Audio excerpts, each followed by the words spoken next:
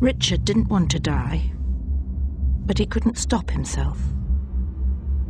The collision with the car didn't kill him, but he wasn't wearing a seatbelt, so he continued on his journey.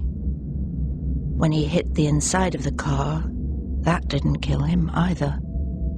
But his internal organs carried on travelling until they hit his ribcage, and his lungs were punctured, and the main artery from his heart was torn.